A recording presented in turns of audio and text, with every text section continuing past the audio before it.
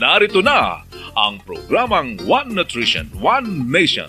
Talakayan at balitaang pangnutrisyon at pangkalusugan ng bayan.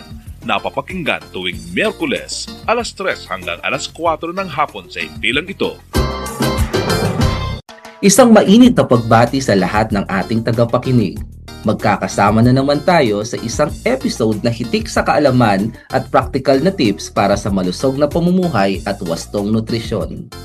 Ako po si Dr. Emmanuel J. Dimal o Doc EJ mula sa National Nutrition Council, ang inyong makakasama ngayong araw. Hatid sa inyo ng One Nutrition, One Nation na napakikinggan sa 47 Nutriskwela radio station sa iba't ibang panig ng bansa. Kaya saan ka man naroroon, siguradong aabot sa inyo ang mga makabagong impormasyon at mahalagang balita tungkol sa nutrisyon at kalusugan.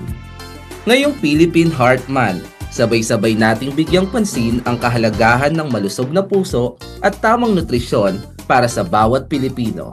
Sa episode na ito, tatalakayin natin ang temang Healthy Habits for a Healthy Heart. Mahalagang maunawaan natin ang kalusugan ng puso ay hindi lamang para sa matatanda. Ito ay dapat inaalagaan araw-araw sa pamamagitan ng wastong pagkain at regular na paggalaw ng katawan at tamang lifestyle choices. Makakasama natin ngayon ang isang eksperto mula sa Philippine Heart Center na magbabahagi ng mahalagang impormasyon tungkol sa pag-aalaga ng puso at mga mahalagang papel ng nutrisyon sa pag-iwas sa mga sakit sa puso.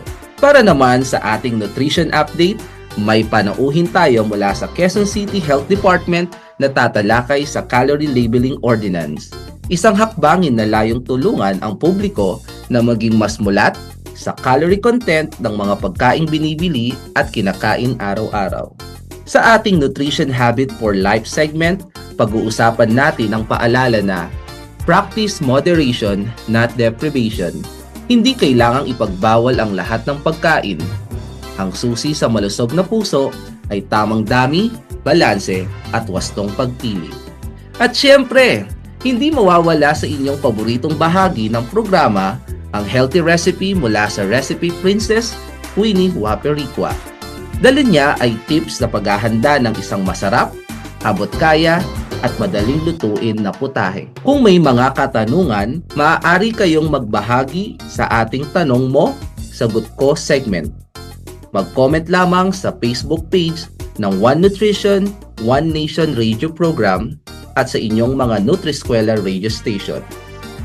Kaya manatiling nakatutok dahil susunod na ang Nutrition Update pagkatapos ng ilang paalala.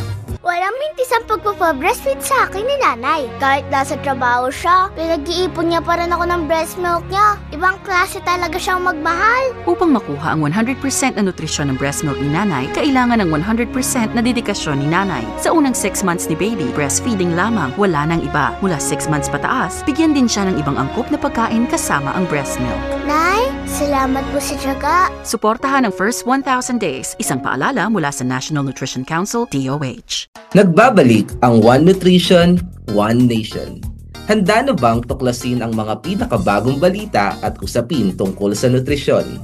Alamin natin kung ano-anong mga programa at proyekto ang sinasagawa ngayon para masiguro ang mas malusog, mas masigla at mas matatag na sambayan ng Pilipino. Kaya't manatiling nakatutok dahil sama-sama nating hihimayin ang lahat ng ito dahil sa ating espesyal na segment, Nutrition Updates. Ngayong araw, makakasama natin si Ms. Jaire Asa M. Sedico, Officer in Charge ng Nutrition Section ng Quezon City Health Department. Magandang araw, Ms. Jaire. Magandang araw po, Doc EJ, at sa lahat po ng nakikinig ngayong araw. Maraming salamat sa pagtanggap sa aming imbitasyon para sa araw na ito. Simulan na natin. Ano po ang Calorie Labeling Ordinance ng Quezon City at bakit ito ipinapatupad? Ang calorie labeling ordinance po ng Quezon City ay nagmamandato sa ating mga food businesses na malinaw na ipakita sa kanilang menu or menu board ang calorie content ng mga pagkain at inumin. Bukod dito, kinakailangan din maging available yung information ng tinatawag nating nutrients of concern gaya ng carbohydrates, protein, fat, sodium, sugar, pati trans fat at saturated fat. So pinatupad po ito upang mabigyan ang ating mga consumers ng sapat at tamang impormasyon para makagawa sila ng informed food choices, lalo na po ngayon dahil batay po sa datos ng Quezon City Government, nangunguna po sa ating morbidity at mortality ang mga lifestyle diseases tulad ng hypertension at sakit sa puso at renal diseases. Kailan po ito opisyal na ipinatupad at ano-anong food establishment ang saklaw ng ordinansa?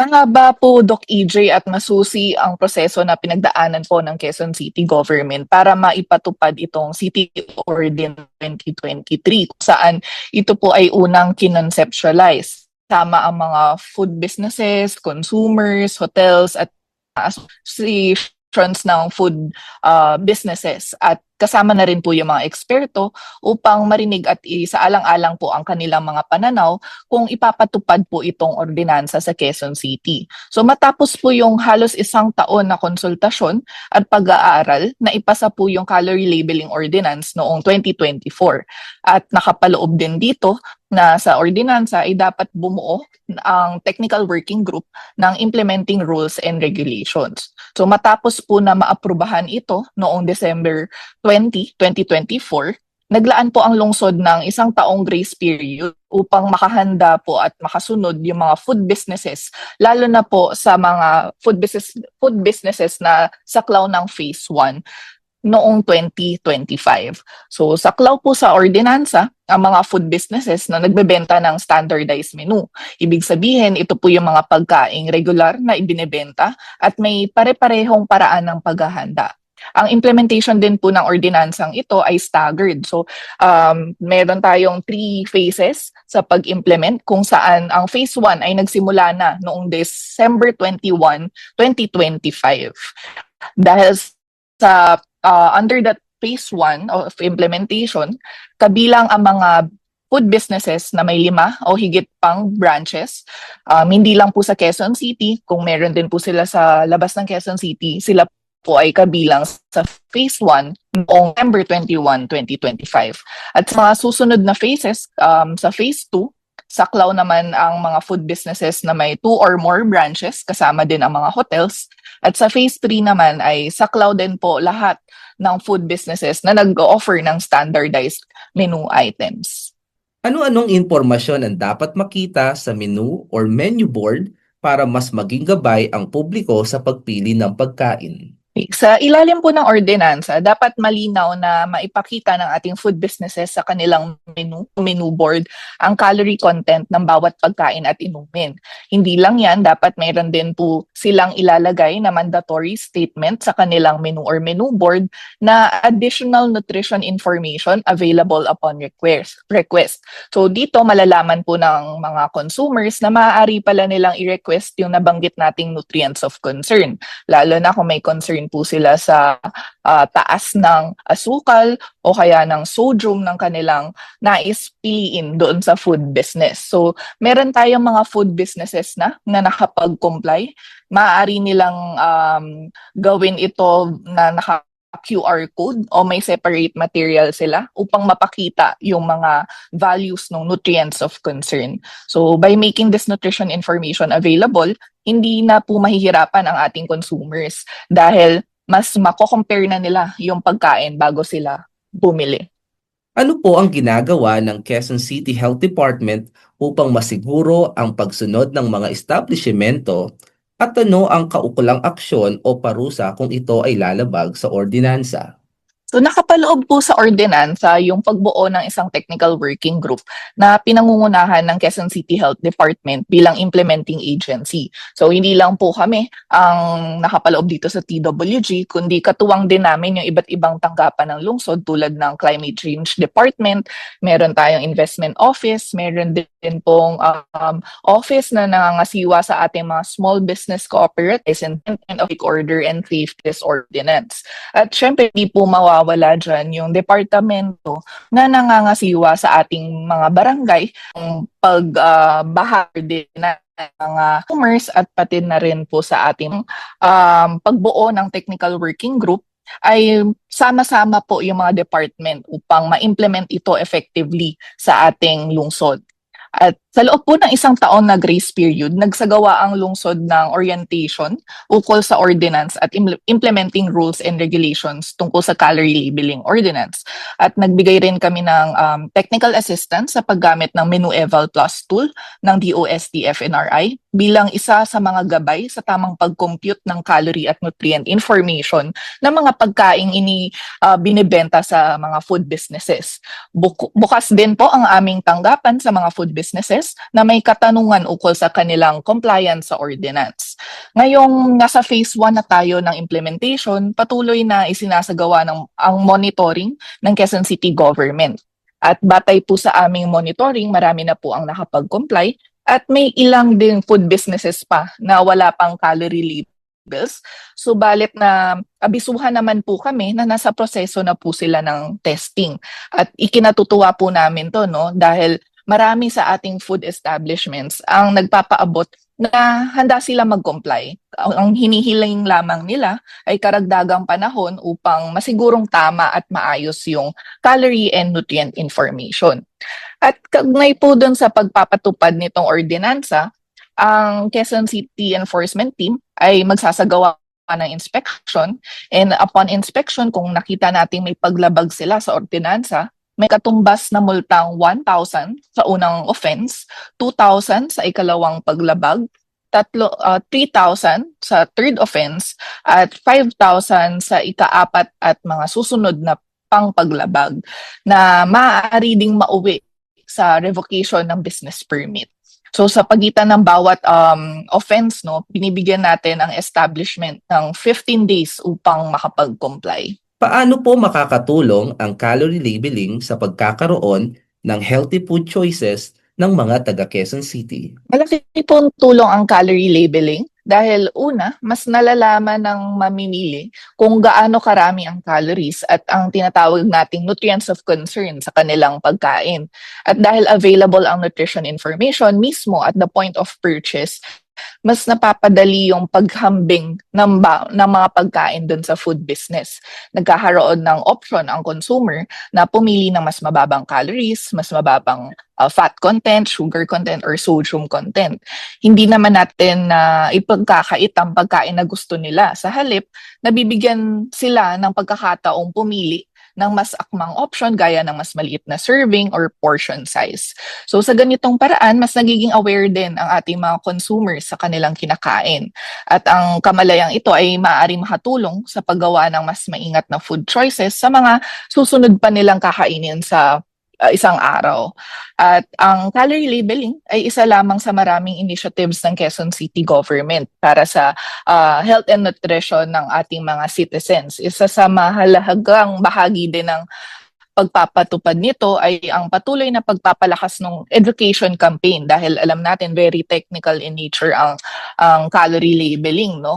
Kaya kailangan namin ang tulong ng mga barangay para po mas maunawaan at magamit ng publiko ang information na ito sa pang-araw-araw na pagkain at pagpili ng pagkain ng ating mga consumers. Maraming salamat, Ms. Jaire Asa MCTico, Officer in Charge, Nutrition Section ng Quezon City Health Department. Sa simpleng pagtingin sa calorie content ng pagkain, mas magiging madali ang paggawa ng maayos at mas malusog na food choices. Diyan lang kayo dahil magbabalik ang One Nutrition, One Nation matapos ng ilang paalala. Ano ang pangatlong kumainment, Mang Moy? Kumainment number 3. Kumain ng gulay at prutas araw-araw. Sa almusal, tanghalian at hapunan. 3 times a day? Oo ba? 5 servings o higit pa kada araw. Kailangan ito para humaba ang buhay. Mahilig kayo sa prutas at gulay, no? Korek ka dyan, Elmer. Paborito ko ang malunggay at kangkong. Panghimagas ko, saging, mangga, minsan, papaya. Pampakinis pati ng kutis, di po ba? Napansin mo, ha? Sundin ang 10 Kumainments para sa sigla at lakas ng buhay. Paalala ng National Nutrition Council ng DOH. One Nutrition, One Nation. Kayo pa rin ay nakikinig sa One Nutrition, One Nation. Ang ating nutrition habit for life ngayong linggo ay practice moderation, not deprivation. Maraming naniniwala na para maging malusog, kailangang iwasan lahat ng paboritong pagkain. Walang kanin, walang matatamis, walang merienda. Pero ang ganitong total restriction ay mahirap panatilihin at kadalasan nagdudulot lang ng cravings at sobra-sobrang pagkain. Sa halip, hinihikayat ng mga eksperto ang pagkain sa sapat na dami. Ibig sabihin, pwede nating kainin ang iba't ibang pagkain sa tamang bahagi at balansing kombinasyon.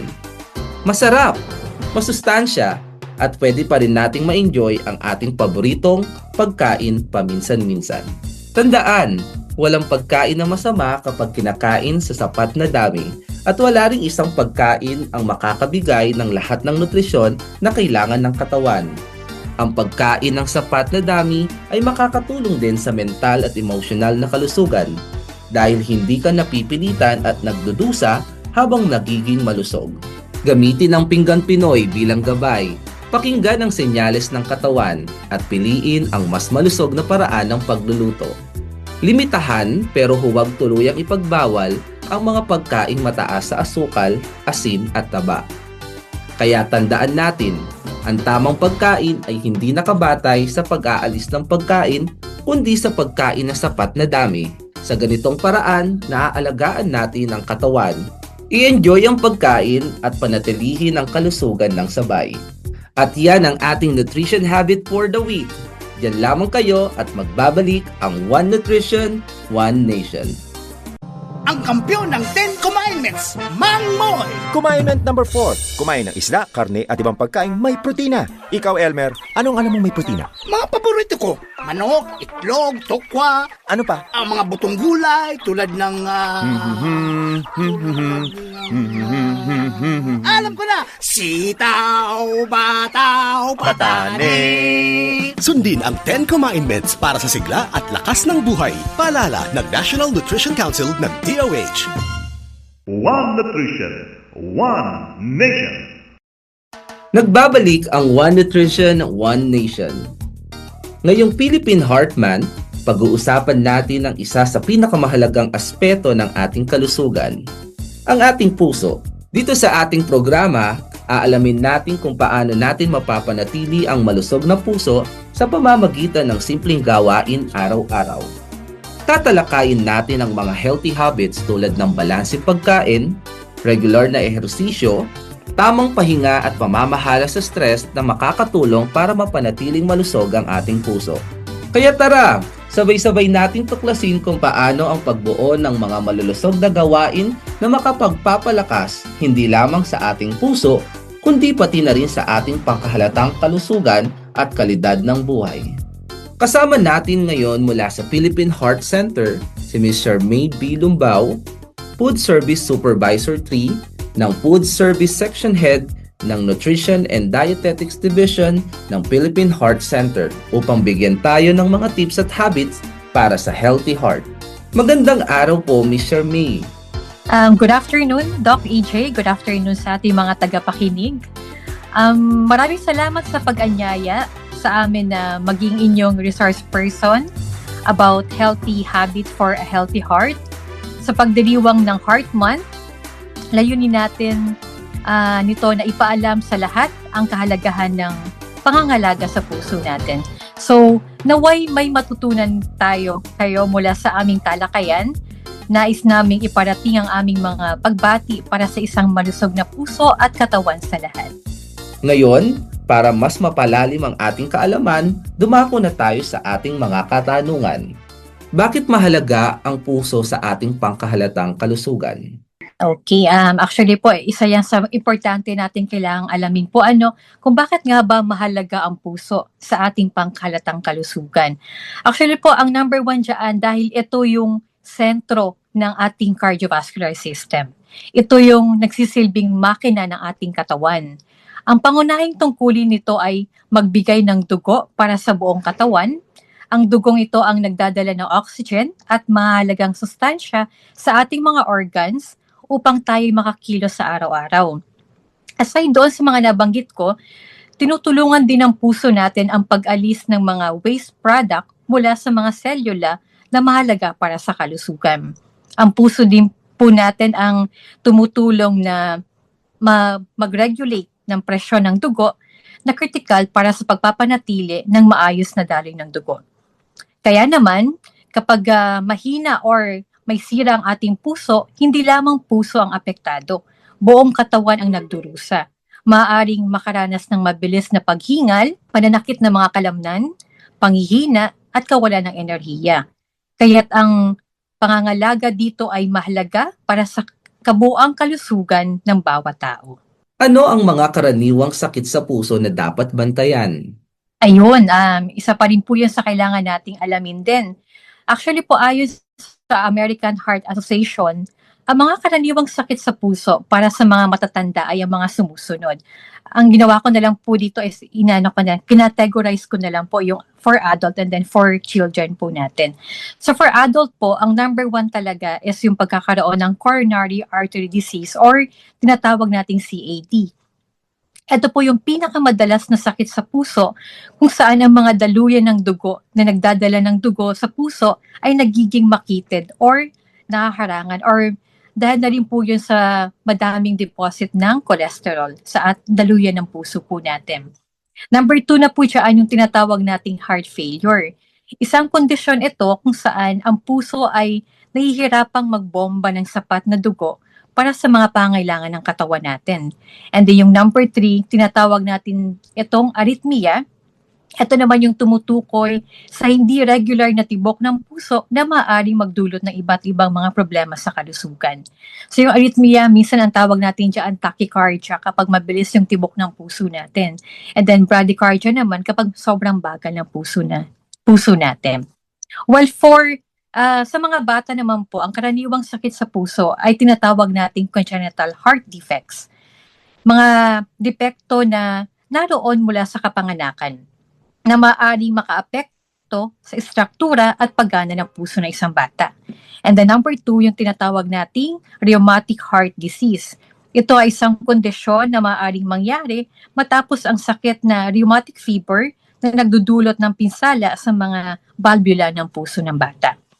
Kaya mahalaga po na ang mga bata at matatanda ay regular na sumailalim sa check-up upang masubaybayan ang kanilang kalusugan sa puso. Paano nakakatulong ang tamang pagkain sa kalusugan ng puso? Okay, so ano ba yung mga pagkain na mainam para sa puso natin? Actually po, ang Pilipinas, madami tayong resources po na pwede nating pagkunan ng mga pagkain po na to. Depende na lang sa atin kung ano yung pipiliin natin at kung ano yung kukonsumo po natin. Pero number 1 na po dyan na makakatulong para mas mapangalagaan natin yung ating puso ay ang pagkonsumo ng prutas at gulay. Ang prutas at gulay po kasi ay mayaman sa fiber, vitamins, minerals at antioxidant. So halimbawa na lang po yung pagkonsumo ng saging, dalandan, papaya, bayabas, malunggay, pechay at ampalaya. Actually po yung bayabas, number 1 siya sa may pinakamataas na vitamin C content. And then po aside from prutas at gulay, nandiyan din po yung whole grains po natin. Yung whole grains naman, ito naman yung nakakatulong magpababa ng ating cholesterol at blood sugar. So halimbawa na lang po yung pagkonsumo ng brown rice instead na white rice, pagkain ng oatmeal, corn at kamote. Pangatlo po sa kailangan nating ikonsumo ay ang pagkain ng isda. Lalo na po yung may mataas sa omega-3 fatty acid. Ito po kasi ay nakakabawas ng inflammation at risk ng heart disease. Halimbawa na lang po ang pagkain ng bangus, tamban, sardines, salmon at tuna. at least 2 beses po kada linggo, ay makakatulong na po yun para mas mapangalagaan natin yung ating puso. Pero po sa mga probinsya na available yung isda po, no, wag na po nating antayin pa or wag na nating limitahan pa ang sarili natin na 2 beses lang. Kahit everyday po na magkonsumo tayo ng isda, wala pong problema po doon. Kahit every meal po, wala din pong problema po doon. Yun din po ay mas makakatulong sa atin para mas maging maayos ang kalusugan po natin, especially po ang puso natin. And then number 4, piliin natin yung mga healthy fats po na kung tawagin, or other term po for unsaturated fat. Mas mabuti po kasi ito kaysa sa mga saturated at trans fatty acid. So mas maganda na magkonsumo tayo ng canola oil, avocado at olive oil. At ang panghuli ay piliin natin yung mga lean protein. Mas mababa po kasi yung taba nito at mas mabuti para sa puso po natin. So halimbawa, kakain tayo ng isda, manok na walang balat, pero dun po sa mga mga tagapakinig po no, na mahilig po sa chicken skin, better po na iwasan po natin to, especially kung ang focus natin o ang priority natin ay ang magkaroon tayo ng maayos na puso. Kung kakain naman po tayo ng pork tsaka ng beef, wala naman din problema po doon. I-make sure lang po natin na tatanggalin natin yung taba before po nating lutuin. Or habang nagluluto tayo ng pork and beef, tanggalin po natin yung lumulutang na taba po doon. Or ang tawag natin doon is skim the scum. Para po makaiwas tayo sa mga tinatawag natin saturated fat or other cholesterol. At kung and since po medyo may kamahalan po no yung pork tsaka ng beef natin ngayon, better po na kumain tayo ng tokwa, munggo at beans as source ng protein po natin. Since po meron akong mga nabanggit na mga pagkain na mainam po para sa puso natin, kailangan din po nating alamin kung ano ba yung mga pagkain na dapat nating iwasan or limitahan. So number 1 na po dyan ang pagkain ng mga pagkain mataas sa saturated fat. Nagpapataas ng bad or LDL cholesterol po natin. So, saan ba natin may kita yung LDL na yon? Usually po, may kita natin yan sa laboratory test natin. Nakalagay po doon yung lipid profile. Kapag nakita po natin na mataas yung LDL mo, ibig sabihin, mataas po ang konsumo mo ng taba ng baboy, chicharon, at mga full cream milk. So, iwasan po natin yun. Number 2, iwasan din po natin yung mga trans fatty acid. Ito po kasi ay pinakadelikado sa puso po natin. So halimbawa, ang mga trans fatty acid po kasi ay manggagaling pa rin sa mga baked goods, fast food at mga processed food. And then sa pangatlo po, no, Doc AJ, no? So kailangan din natin iwasan yung mga maalat na pagkain or yung mga pagkain mataas yung sodium content. Ang recommended allowance po kasi natin for sodium or salt po ay kalahating kutsarita lang for patient po with cardiovascular disease. Pero for individual, 1 kutsarita ng salt ang recommended allowance po natin per day. Pero kung kaya natin siyang iwasan or medyo limitahan po yun, better din po yun.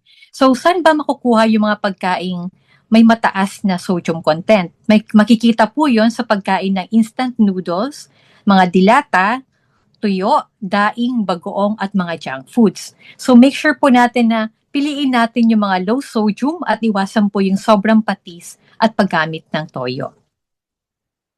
And then po, aside from mga maalat na pagkain, kailangan din nating iwasan yung mga matatamis at refined sugar na nagdudulot ng obesity at diabetes. Halimbawa na lang po yung pag-inom ng soft drinks, matatamis na kakanin, pastries at candies. Alam ko, Doc AJ, napapansin natin no, na ang mga kabataan ngayon, mas preferred talaga nila yung pag-inom ng soft drinks compared doon sa pag-inom ng mga fruit juice or pagkain ng mga fresh fruit po natin. So, sa mga magulang po na tagapakinig, gabayan po natin yung ating mga anak na piliin po nila kung ano yung tamang pagkain. Kasi yun po ay i-share nyo po yung pagmamahal sa kanila kasi through that pag-guide po sa mga bata, mas magiging maayos po yung kanilang kalusugan in the future. Okay? And then, iwasan din po natin yung mga processed red meat. Halimbawa na lang po dyan yung pagkonsumo ng hotdog, longganisa, bacon at ham. Actually, madami naman tayong mga protein source na pwede nating ihanda po sa breakfast na wala yung mga processed meat na mga nabanggit ko. Okay? And then, so for practical heart healthy tips natin, piliin natin yung mga pagkain naka-steam, naka-boil, naka-grill at naka-bake. So medyo iwasan po natin yung mga pagkain piniprito po natin. And then bawasan din po natin yung paggamit ng mga mantika po, no? And then ang kailangan nating dagdagan talaga sa plate natin is yung pagkain ng gulay po natin. So kung medyo familiar din po ang lahat regarding po dun sa tinatawag nating Pinggang Pinoy, formulated po siya ng Food and Nutrition Research Institute. Actually po nakalagay doon, yun po yung magiging guide po natin para alam natin kung gaano ba kadama ikukonsumo natin ng pagkain sa isang araw or per meal po. So half ng plate po ng Pinggang Pinoy, andun po yung ating fruit and then vegetables. Pero mas madami pa din po yung sakop ng ating vegetable compared po dun sa ating prutas. And then half ng plate po, andun po yung 1/4 nun. 1/4 ng plate, andun yung ating kanin, and then 1/4 ng plate, andun yung ating ulam. So nabanggit ko po kanina, make sure natin na yung protein source natin ay magagaling pa rin sa mga pagkain. Example, yung fish natin, make sure natin na mataas yung omega-3 fatty acid content, and then iwasan natin yung pagkain ng mga taba ng baboy or yung mga balat ng manok. Bukod sa tamang pagkain, ano ang mga dapat tandaan at gawin para mapanatiling malusog ang ating puso? Okay, so ayan po, bukod po dun sa tamang pagkain na na-discuss natin kanina, ayon po sa American Heart Association, mahalagang tandaan at gawin ang mga sumusunod upang mapanatiling malusog ang ating puso. Ayon po sa World Health Organization recommendation, kailangan po natin ng regular exercise. Kailangan nating magkaroon ng hindi bababa sa 150 minuto ng moderate intensity exercise kada linggo tulad po ng brisk walking. Ibig sabihin po nun, ang paglalakad po natin ay malaking tulong para maiwasan natin yung pagkakaroon ng sakit sa puso. Hindi po siya parang ordinary lang na parang napapagod ko lang. Meron po siyang benefit po sa health po natin. O kaya naman po, 75 minuto ng vigorous activity. Ano ba yung mga vigorous activity na to? Ang halimbawa po nito ay yung running or pagtakbo, swimming, o yung mga competitive sports natin tulad ng soccer at then basketball. Ang regular na exercise po ay nakakatulong sa pagpababa ng ating blood pressure, cholesterol at stress. Aside from regular exercise, kailangan din po nating iwasan ang paninigarilyo at vaping. Isa po to sa pinakamalaking risk factor ng sakit sa puso. Kahit po yung secondhand smoke ay delikado rin po yun sa katawan po natin.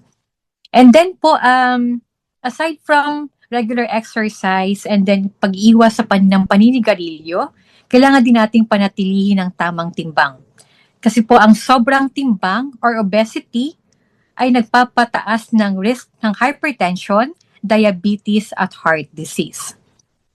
And then po, pang-apat, kailangan nating kontrolin ng ating blood pressure, blood sugar at cholesterol.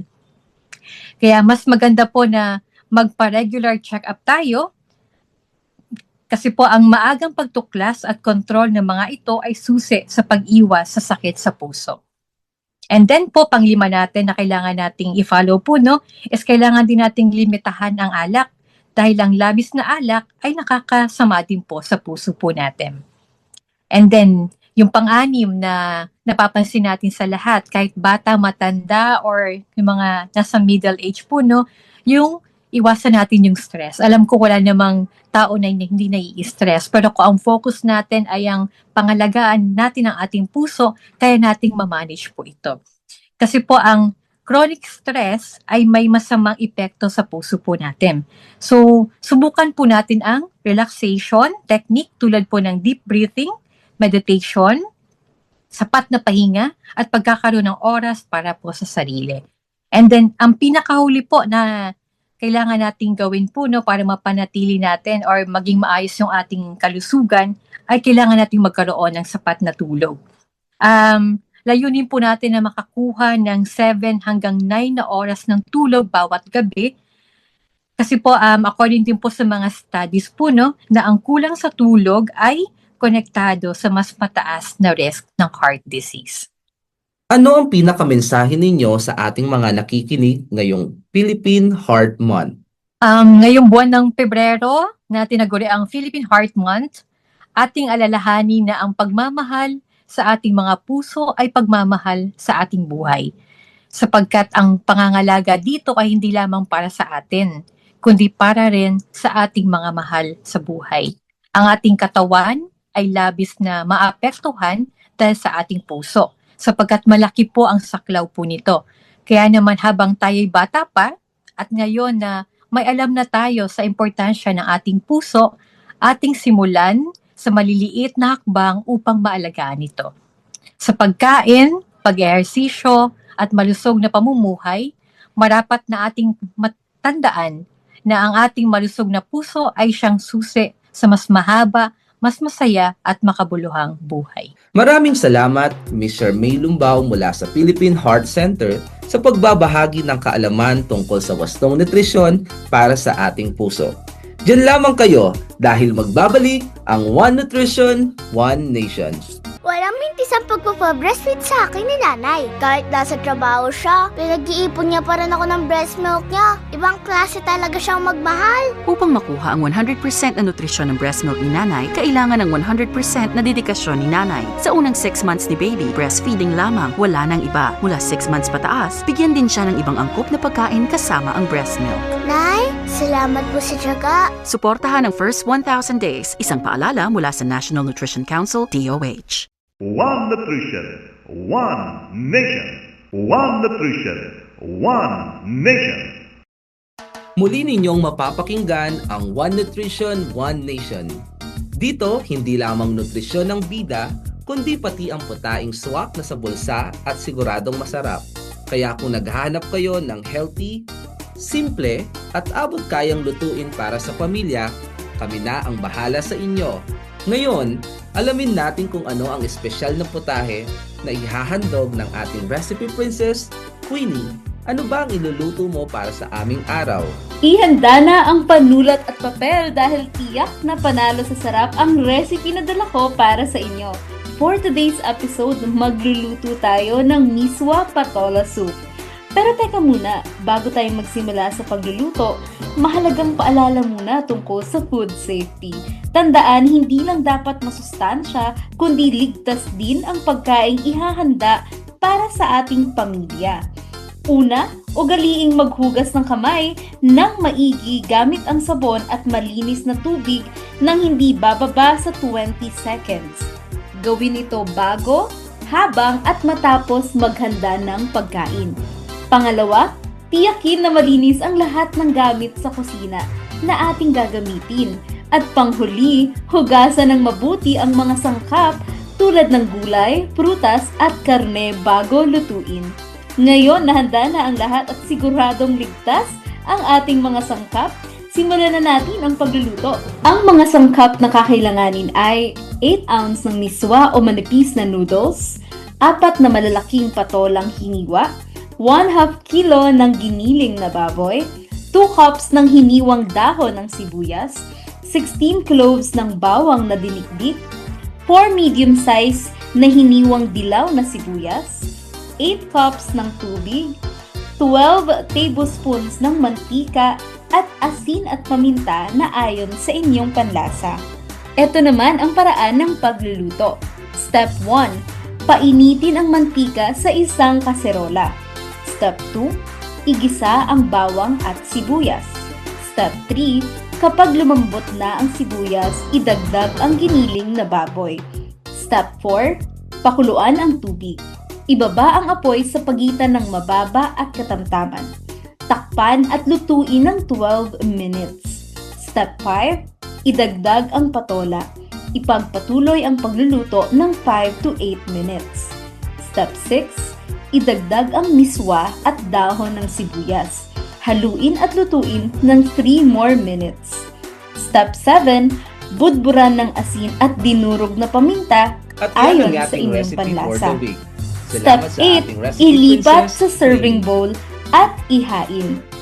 At handa nang iserve ang miswa patola soup. Hango ito sa panlasang Pinoy, ang recipe na ito ay makakagawa ng 20 servings. At yan ang ating recipe for the week. Salamat sa ating recipe princess, Queenie. Susunod na ang inaabangan na tanong mo, sagot ko segment. Huwag kayong aalis dahil magbabalik ang One Nutrition, One Nation matapos ang ilang paalala. Naririnig nyo? Nagluluto si Mang Moy. Ginisang gulay. Lagyan natin ng asin para malasa. At ayon sa Kumainment number 7, iodized salt ang gagamitin ko. Stricto si Mang Moy kahit sa pantimpla. Siyempre, para may iodine. Mahusay ito sa mga buntis dahil tumutulong sa mental at physical development ng magiging sanggol nila. Iwas goiter din. Nag-iodized salt kaya ang nanay ko nung ipinagbubuntis ako. Ano sa palagay mo, Elmer? Sundin ang 10 Kumainments para sa sigla at lakas ng buhay. Paalala ng National Nutrition Council ng DOH. One Nutrition, One Nation. We're back dito sa One Nutrition, One Nation. May mga katanungan ka ba tungkol sa pagkain at tamang nutrisyon? Nahihirapan ka rin bang makamit ang iyong health and nutrition goal? Relax lang mga kanutrisyon. Dahil dito sa segment, sasamahan ka namin sa pagtalakay ng iba't ibang usapin tungkol sa pagkain, kalusugan at nutrisyon. At bibigyan natin ng malinaw na kasagutan ang inyong mga tanong.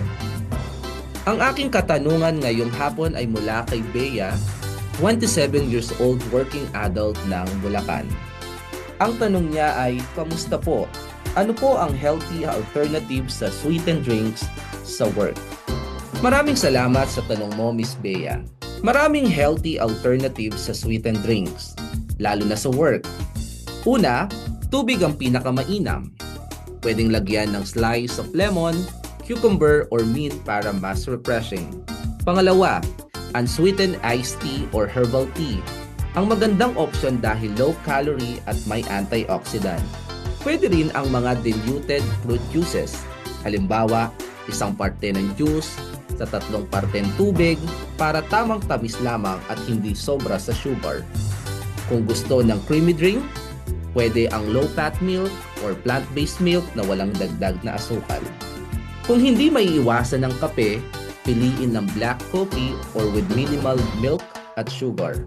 Limitahan sa dami sa 1 to 2 cups lamang sa isang araw at huwag i-skip ang tubig sa buong araw para manatiling hydrated at energized.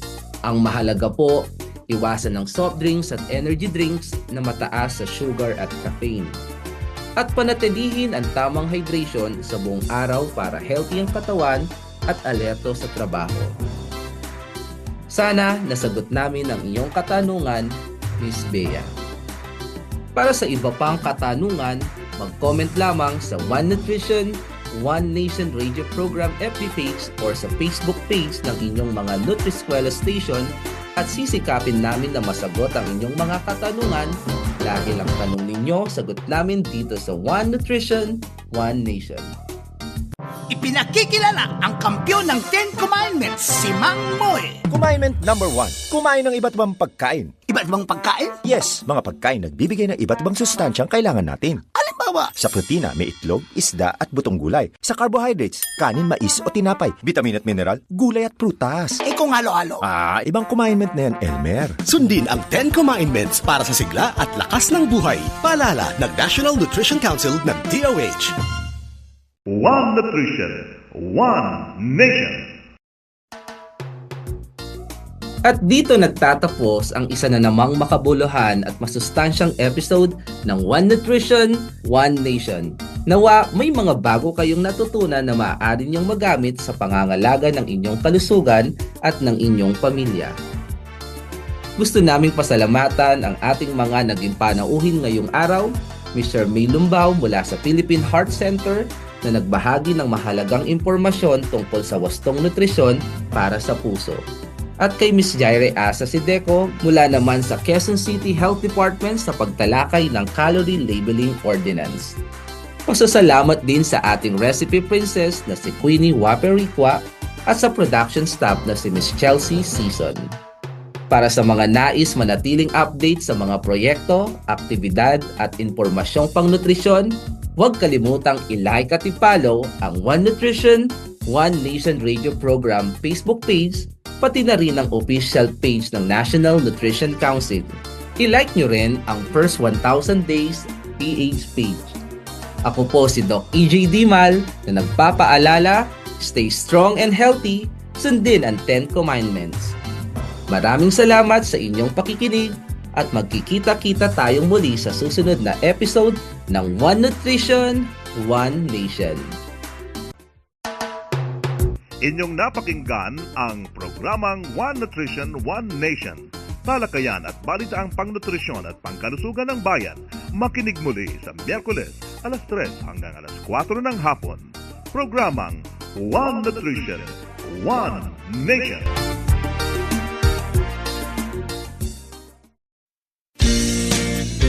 Madlay natutuwa pagdating ng Nutriswela, kagabay sa solusyon ng gutom at malnutrisyon. Tayo na, pakinggan natin. Nutriswela, Nutriswela, komunidad nagsama-sama. Nutriswela, Nutriswela, munting tinig, ngayon'y naririnig. Mula Batanes hanggang Tawi-Tawi, bukang bibig, Nutriskwela.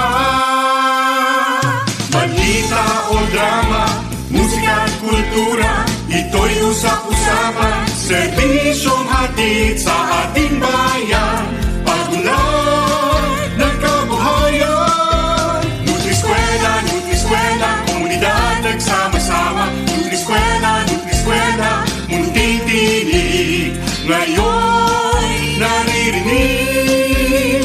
Mula Batanes hanggang Tawi-Tawi, bukang bibig, Nutriskwela. Sa Nutriskwela, buhay ay masaya.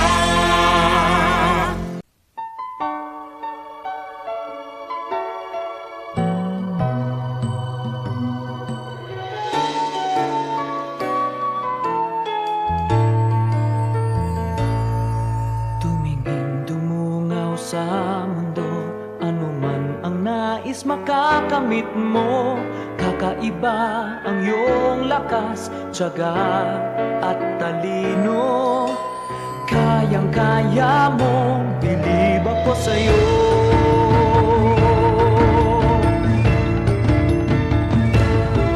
Inuod ka sa nutrisyon at alaga ko, inalaga ang wasto ng pagmamahal ko. Alam kong malayo ang iyong mararating. Ang turo ko, iyong palaganapin.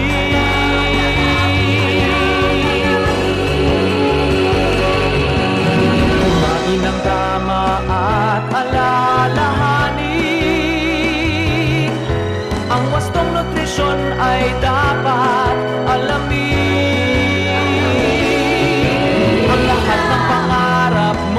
Makakamit din. May tanging lakas ka na tunay at kakaiba. May tanging lakas ka na tunay at kakaiba.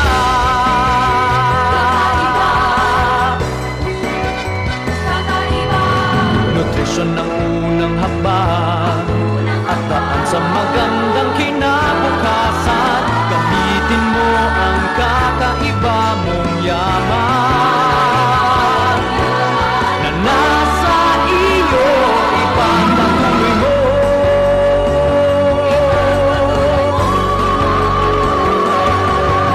Kumain ng tama at alalahanin. Ang wastong nutrisyon ay dapat alamin.